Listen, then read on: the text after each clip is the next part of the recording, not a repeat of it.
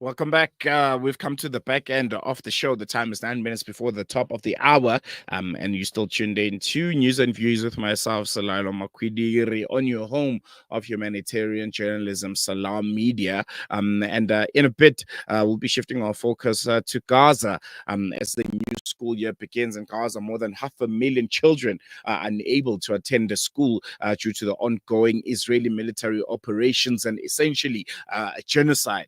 Schools have been targeted and destroyed, leaving a generation of children without access to education. And to discuss the impact this is going to have on Gaza's youth and what can be done about it, we'll be speaking to activist, teacher, and educator in Palestine. She's coming to us live from Jerusalem, Malak Shweiki. Malak, thank you so much for joining us. Always a pleasure chatting to you, and welcome to Salam Media. Hello, salam alaikum, and it's always also a pleasure to actually be with you on this program. Thank you for inviting. Thanks. I think, first and foremost, if you can just paint a picture for us about, the current state of education in Palestine, particularly with the focus being in Gaza. Where are we right now? I think it's quite obvious that, schools have been destroyed, universities have been destroyed, but in literal terms, where are we and how has this impacted the children of Gaza, more than 500,000 of them who were supposed to be going to school this week, but unfortunately won't be able to? I would like also not only just focus on children, I would also would like to focus on students of universities as well and higher education. Because as you can guys know by the news in Gaza, not only schools have been destroyed and targeted and massacres have been committed at the schools and where people are actually seeking some refugee there for some safe areas as the Israeli military do announce. It's also the universities of the higher education and the teachers and also the professors have been targeted in these from these universities and from these educational spaces. So it's not only the students that 500,000 of the school's education, it's also the higher education has been also targeted by that. The situation is really hard, even on Palestinians outside Gaza, to actually start their new educational journey after almost a year of a genocide being committed against the Palestinians in Gaza.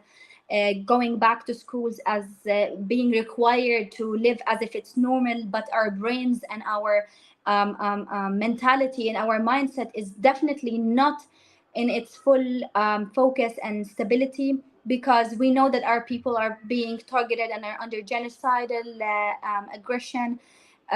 So even the Palestinians outside Gaza, they are like forced to be in a sphere of living that does not actually go according to what the reality is they are facing. And the people of Gaza, they're definitely they're being denied access to education, not at all. So it's been a year of non-education almost, and now we're entering a second year. So you're talking about a one academic year that has been denied, and now the second academic year that we have no signs of a constructive educational provision to them.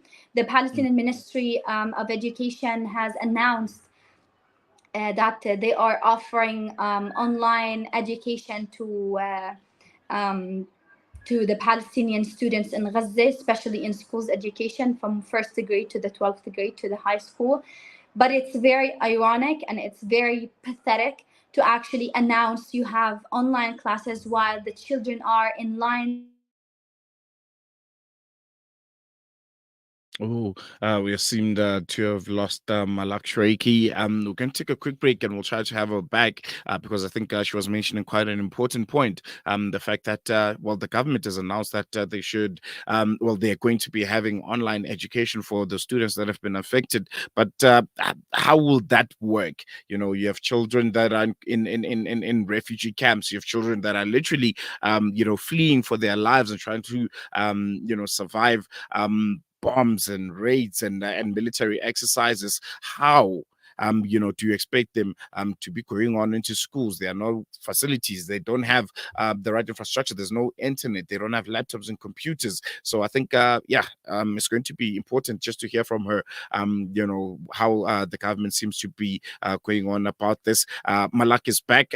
Malak, you were just shedding light a bit before we lost you there about the online education and how, they want to roll it out. Please expand Yes, more on that. yeah, I was like saying, like a few days ago, a couple of days ago, the Palestine Education Ministry announced that they have created online classes to students of schools. However, it's really ironic and pathetic that actually the Palestine education that was the solution that they thought of. However, the children of Gaza, either they don't have any access to internet. That's first problem, because we all know that the people of Gaza, they do suffer to get internet connection. They walk hours to get a proper internet connection for them to connect and do their job. The second thing is that most of the children now do actually work. They are working now to actually help providing for their families. They work to bring food. They go stand in lines to bring water. So most of the time that the children should and are supposed to be at schools is the time where they had their families in provision, in providing to their families, and providing to their parents and to their children, to their siblings. So it's very ironic to actually act as if it's outsider, thinking that it's a different context in Gaza, whereas the Palestinian children are in lines to get water and food. So and they don't have any access to internet. So what online classes are you offering them? So it's not about providing the Palestinian children or the Palestinian students, whatever the education level they are at, is to offer them an end to this genocide, an end to this aggression, and to offer them a life, not to give them online classes that do not actually go along with the context, with the reality. Mm. Um, I think you mentioned that we are now going to be approaching almost 2 years, where the children of Gaza and the children of Palestine are literally going on without any kind of education. And I think it's so easy to try and say, well, the immediate solution will be, trying to get them in schools as soon as this siege, comes to an end, or we return to some kind of normalcy. But the long-term impact of children missing out on education in such large numbers and also for such a prolonged period of time, I'm sure that's quite devastating. What would you say on that? Well, we know that the colonization throughout history do actually target the education of the natives and the indigenous. So to actually create an ignorant generation is something that is systematic and planned. So education is not the priority of an occupational power and force.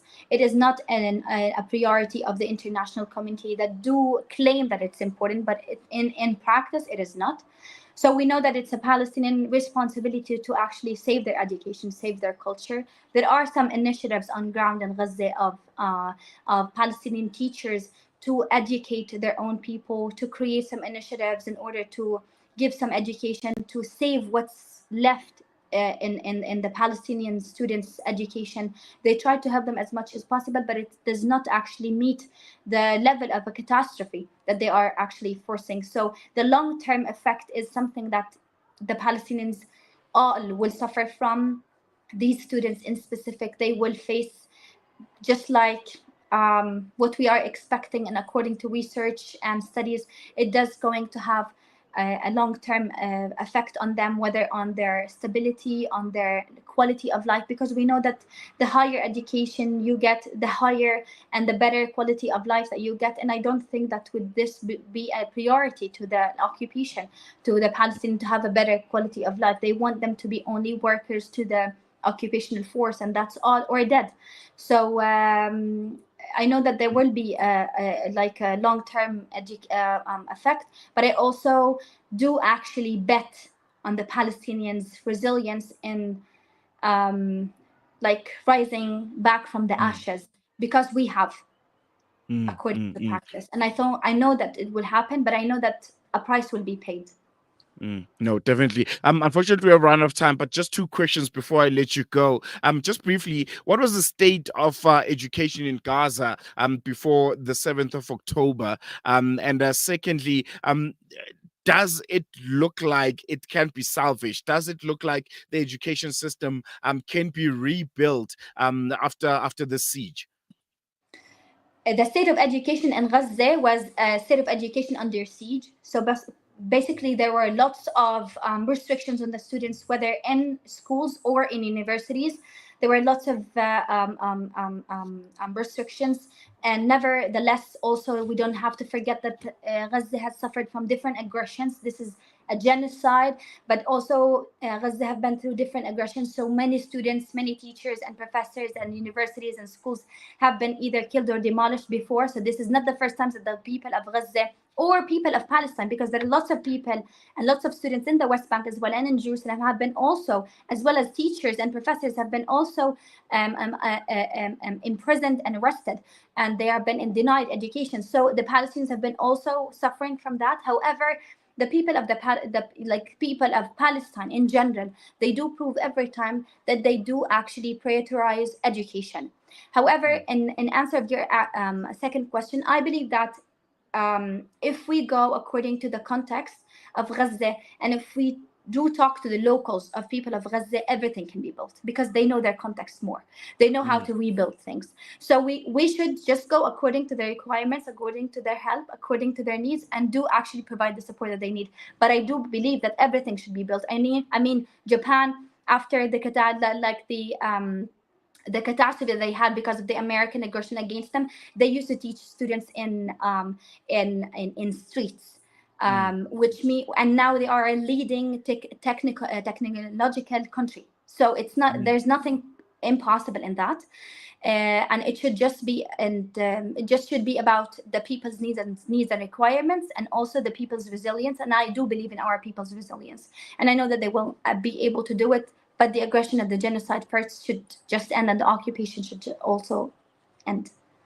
All right. I think we're going to leave it there. Malak Shweiki coming to us live from Jerusalem. Thank you Thank so you. much for joining us and giving us your time. Appreciate Activist, teacher, and educator out in Palestine. Yeah, I think painting a really, really bleak picture about the current state of affairs when it comes to education in Palestine. More than 500,000 children in Gaza missing out of an education, approaching almost 2 years now. They're not going to school. They are now workers. They have to provide for their families. They have to find food. They have to find water, and they have to fight and try to survive a genocide. And you can only imagine what kind of a generation this is going to be. One that has missed education for such a long time, and that one that has literally had to grow and live under siege and a military occupation by the Israeli occupying forces. We have unfortunately run out of time. This has been News and Views. Thank you so much for joining us. The Wednesday edition of News and Views will be brought to you by Julie Ali. She's coming back tomorrow, but you and I will be together again on Thursday for News and Views. But from myself, Salailo, and the rest of the team, it's goodbye. Thank you so much for giving us your time. Assalamu alaikum.